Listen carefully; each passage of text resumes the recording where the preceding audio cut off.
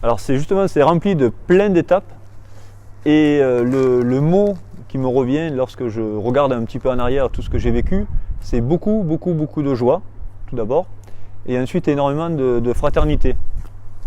La joie elle est vécue parce que déjà c'est lorsqu'on sait que l'on va rentrer en diaconat, qu'on en a déjà parlé au préalable à son accompagnateur spirituel et que la porte s'ouvre, c'est déjà beaucoup de joie. C'est toujours beaucoup de joie, je crois, pour un baptisé de cheminer pour le Christ et avec le Christ. Et ensuite, je parlais du mot fraternité parce que dès que l'on intègre la formation, la première chose comme on rentre dedans, c'est cette fraternité qui existe entre diacres. Voilà, c'est vraiment, c'est l'Église avec un E majuscule, c'est à vivre. En fait, on ne se connaissait pas. Et au bout de quelques heures, l'amitié existe, on sait tous pourquoi on est là, on sait aussi surtout pour qui on est là, donc ça crée un lien entre nous très fort, et malgré les différences qui existent, la formation au diaconat, c'est 10 départements, donc c'est des différences sociales, ce sont des différences professionnelles, presque j'allais dire culturelles, mais là tout s'efface parce qu'on est là pour un seul, on est là pour le Christ, on est là pour devenir son serviteur. Et ça crée vraiment un lien très fort. Et immédiatement, la fraternité se crée, elle se communique par, si quelqu'un a un problème, par des chaînes de prière, par des appels téléphoniques. Voilà. Alors mon épouse, d'abord j'ai pensé tout seul et puis un jour on se dit il faut quand même que je demande à ma femme si elle est d'accord. Et il y a toujours un petit peu de stress. Et forcément, elle a dit oui. Elle m'a dit écoute, si tu sens que Dieu t'appelle à devenir diacre, j'ai aucune raison à m'opposer à l'appel que Dieu t'envoie. Donc, je te suivrai dans ce chemin, je t'accompagnerai. Et ensuite, le deuxième temps, c'est de l'annoncer aux enfants. Donc, lorsqu'on en a parlé, ils étaient encore jeunes, puisqu'on en a parlé il y a 6 ans, lorsque j'ai commencé la formation. Est-ce qu'ils savaient vraiment ce que c'était qu'un diacre? Je ne sais pas.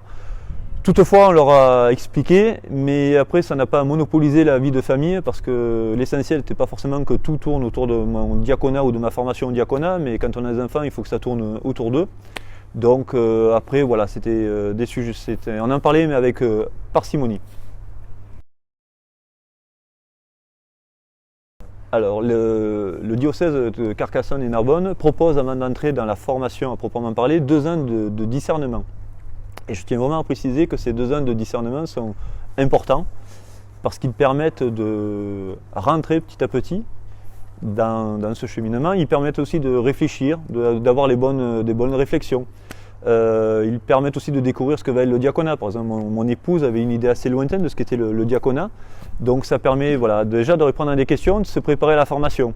Ensuite, la formation se déroule, il y a 2 cycles de 3 années. Le premier cycle est très formel, c'est-à-dire on fait des cours de théologie, il y a de la philosophie, donc voilà, c'est assez rhétorique. Et ensuite, le second cycle, de 3 ans aussi, est beaucoup plus d'un côté pratique. On va parler des sacrements, le sacrement du baptême, puisqu'on a la chance en tant que diacre de pouvoir le célébrer, le mariage, etc. Donc c'est plus la vie de diacre dans sa mission, la vie de diacre sur le terrain. Et voilà, ça se fait soit à Toulouse ou soit maintenant à Montauban, bien qu'on va avoir une session à Carcassonne, donc on va accueillir tous nos frères de la province diaconale à Carcassonne au mois d'avril, et c'est une grande joie.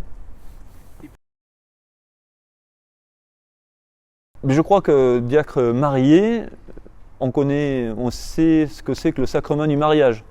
Donc déjà aller à la rencontre de fiancés, leur parler du mariage, lorsqu'on a la chance d'avoir une épouse, lorsqu'on a la chance d'avoir des enfants, qu'on connaît les grandes joies, mais aussi parfois les difficultés qu'encourt ce magnifique sacrement et ce magnifique engagement, ça permet déjà de créer un lien beaucoup plus facile, d'avoir une approche beaucoup plus concrète. Ensuite, la vie de diacre sur le terrain, en fait, c'est ça. En fait, être diacre, c'est être sur le terrain. Ça ne se limite pas le dimanche derrière Lambon à proclamer l'évangile. Je le vois sur mon lieu de travail. C'est un magnifique échange. C'est un lieu de mission aussi. Où dès que les gens savent que vous vous préparez au diaconat, eh bien, on vient frapper à la porte de votre bureau. On vient vous demander des conseils. On vient vous demander de faire un baptême. On vient vous voir parce qu'on a eu un souci quelconque. Et en fait, être diacre sur le terrain, c'est vraiment rencontrer des gens, et pour citer le pape François, des gens qui sont parfois à la périphérie de nos églises. Et ça, c'est vraiment l'essentiel de ma mission, et c'est ce qui me motive et m'a poussé à aller vers le diaconat permanent. Pour moi, le diacre, je dirais que c'est un peu plus qu'un simple fidèle. C'est vraiment une personne qui va aider, mais vraiment fortement le diocèse. Je trouve que Jérôme va aider le diocèse et va vraiment faire avancer les jeunes et d'autres personnes à découvrir Dieu et découvrir l'amour du Christ qu'il a pour nous. Et de voir à quel point c'est important pour lui et de pouvoir me dire que je peux m'investir plus dans la foi. Donc je pense que Jérôme a fait ce choix pour avant tout lui-même progresser humainement, pour se rapprocher de Dieu. Et je pense que son choix est beau, son engagement est beau. Ses cours sont très importants pour moi. Il fait tout pour intéresser ses cours. Il fait des sujets sensibles pour nous, qui nous apportent de nombreuses choses pour notre vie lycéenne et plus tard. C'est un cours sur la foi, où il a fait partager son parcours spirituel.